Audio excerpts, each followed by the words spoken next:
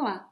Agora que você já sabe um pouco mais sobre a psicologia, algumas de suas abordagens teóricas e áreas de atuação, na aula de hoje vamos conversar sobre uma área da psicologia que dá uma interface muito grande com a administração, a psicologia organizacional e do trabalho. Vamos lá? Assim como a psicologia geral, o campo da psicologia organizacional e do trabalho possui uma natureza ambígua. O que é que isso significa? Significa dizer que ao mesmo tempo em que ele é um campo da ciência psicológica, ou seja, que estuda e que produz conhecimento acerca das pessoas no ambiente de trabalho e nas organizações, também envolve a aplicação de princípios psicológicos nos ambientes organizacionais e de trabalho. Então, além de um campo da ciência, que constrói conhecimento, também é uma área de aplicação desse conhecimento da psicologia, certo? Então, a gente pode pensar que a psicologia organizacional do trabalho é um campo que exemplifica muito bem como a sociedade pode se beneficiar a partir do uso do conhecimento e da aplicação da psicologia. A gente passa a maior parte da nossa vida dentro das organizações. Eu não sei se você já se deu conta disso. Eu não estou falando unicamente de trabalho. Até nos momentos de lazer, em boa parte deles, nós estamos usufruindo de ambientes organizacionais. Quando eu vou numa sorveteria, quando eu vou a um shopping, a gente fala sempre que isso também envolve organizações. Então, desse ponto, as organizações elas têm um papel referencial para a nossa vida. Principalmente se a gente for pensar no trabalho especificamente. Porque ele contribui para a constituição das identidades, tanto sociais quanto pessoais. Eu me entendo enquanto pessoa também a partir do meu trabalho, a partir desse meu contato com as organizações. Ocorre que a relação com o trabalho impacta de uma maneira muito forte como a gente pensa e como a gente se comporta. Por exemplo, agora que você é um universitário ou uma universitária, possivelmente quando alguém te perguntar quem é você, esse vai ser um outro elemento que você vai agregar na hora de se apresentar. Eu sou um estudante de administração, eu sou uma estudante de administração. Esse é o seu trabalho nesse momento, além de outros possíveis trabalhos. Então, a ideia é que essa relação que a gente mantém com o trabalho, ela modifica a nossa forma de pensar e também de agir, de se comportar e de se entender enquanto pessoa. Muitas pessoas associam o trabalho a uma única função, a uma função básica de sobrevivência. A ideia de que a partir do trabalho eu vou conseguir satisfazer as minhas necessidades básicas, eu vou ter objetivos a serem atingidos a partir principalmente do elemento financeiro que eu recebo dessa organização em que eu vou estar vinculado.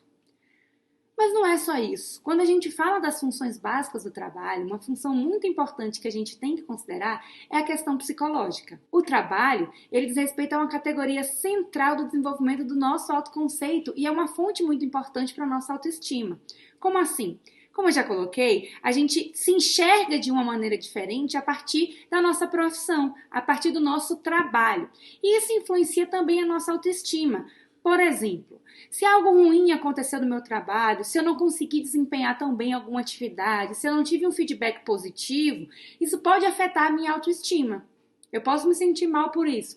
Ao mesmo tempo em que, quando eu desempenho algo muito bem, quando eu sou elogiado na avaliação de desempenho, quando eu tiro uma nota 10 numa prova, eu tendo a me ver de maneira mais positiva naquele momento. Então, o trabalho ele afeta a nossa autoestima. O trabalho também faz parte da história humana. E a gente pode dizer que a origem dele está desde o aparecimento do ser humano. Mas você sabe qual a origem da palavra trabalho? Trabalho deriva do latim tripalium, que significa 3 paus. E seria um instrumento de tortura. Já não começamos muito bem na hora de falar de trabalho, né? Isso. Já associamos esse termo, a palavra trabalho, ela já é inicialmente associada na sua construção a ideias de sacrifício, algo esgotante, uma carga, fardo e até mesmo punição. Aqui está um exemplo do que seria o tripalium. A pessoa ficaria amarrada nesses 3 paus, como uma forma de tortura. Mas será que o trabalho é associado unicamente a elementos negativos?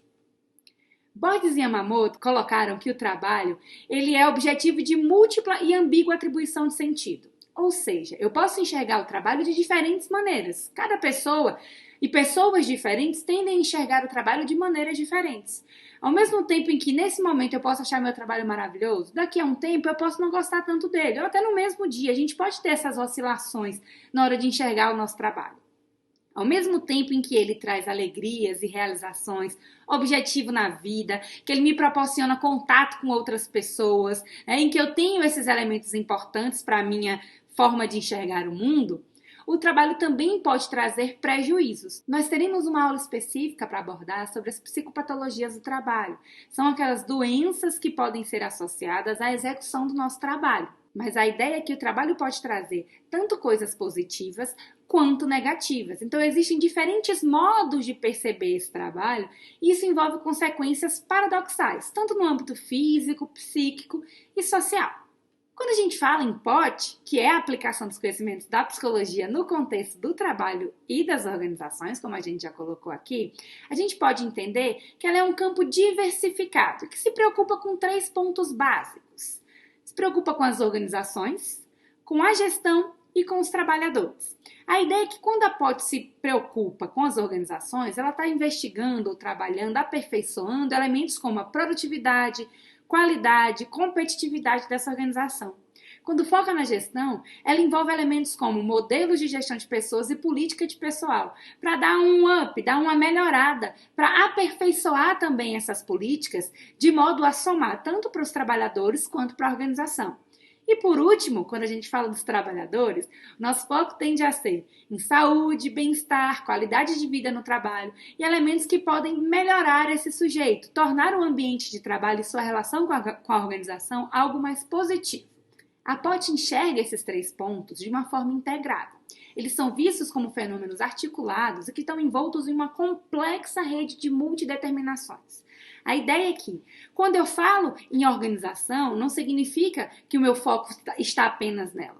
Eu não deixo de falar da gestão, eu não deixo de falar dos trabalhadores, até porque se eu mexo, se eu intervenho em algum elemento dessa organização, consequentemente, questões ligadas à gestão e aos trabalhadores também serão influenciadas.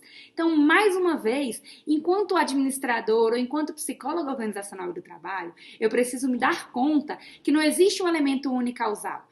Existem multideterminações, os elementos eles estão altamente interligados. Isso precisa ser considerado em minha atuação profissional. A gente pode dizer que o campo da POT ele é bastante amplo e diversificado e acaba abarcando uma ampla gama de temas que vão desde métodos e técnicas de recrutamento e seleção até teorias de funcionamento organizacional.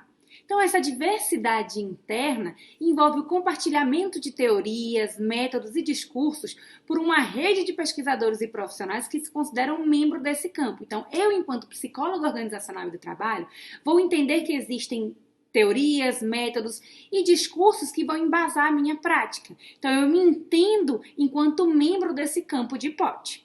E didaticamente a gente pode colocar que a POT ela pode ser dividida em 3 principais vertentes, relativamente bem delimitadas, mas que são bastante interdependentes.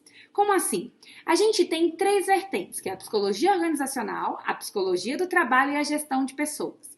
Muitas vezes você vai encontrar no anúncio de emprego, até dentro da organização, um anúncio voltado para psicólogo organizacional e do trabalho, ou até mesmo psicólogo. Quando a gente identifica esse tipo de anúncio, a gente quer dizer que, possivelmente nessa organização, o profissional pode atuar com todos esses elementos que a gente está falando aqui, com essas 3 vertentes. Vamos explicar cada uma delas para ficar claro para a gente. Quando a gente fala de psicologia organizacional, o nome já ajuda a gente a entender um pouco melhor. Lembra que psicologia envolve, entre outros elementos, o comportamento humano, certo? Então, quando a gente fala em psicologia organizacional, a gente pode entender que ela envolve a interação do comportamento humano com a organização em que ele ocorre. Mais especificamente, a gente está falando que a gente vai abordar a interação entre o comportamento dos indivíduos, dos grupos e as organizações na situação de trabalho. Então, a ideia é a relação entre o sujeito ou o grupo em que ele está inserido e a organização em que esse comportamento ocorre. Existem diferentes disciplinas e atividades que podem ser investigadas por esse profissional psicólogo organizacional. Por exemplo, comportamento organizacional. Aqui a gente vai estudar elementos como clima, cultura organizacional, motivação, absenteísmo. A gente vai estudar rotatividade nas organizações.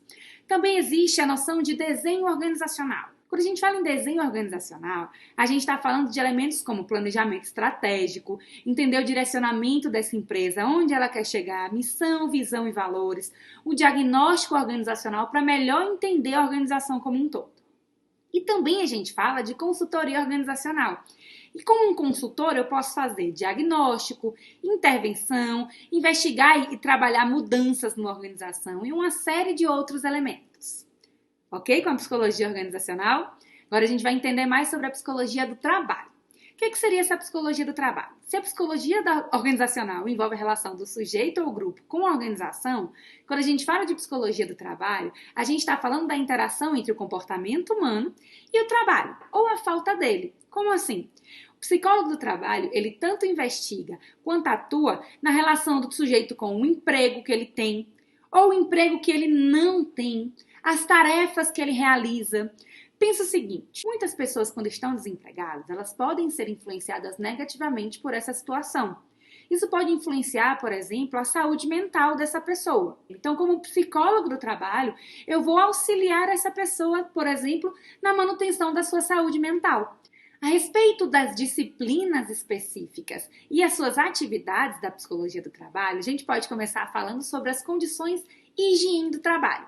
Por exemplo, a noção de segurança do trabalho, promoção de qualidade de vida no trabalho, são elementos, são atividades realizadas pelo psicólogo do trabalho.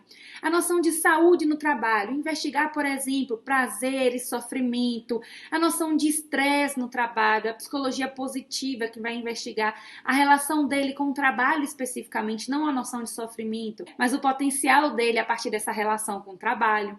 A ergonomia da atividade, que é a relação do sujeito, do homem-máquina, investigar as cargas físicas e mentais, como a gente pode melhorar o ambiente de trabalho e as demandas desse trabalho.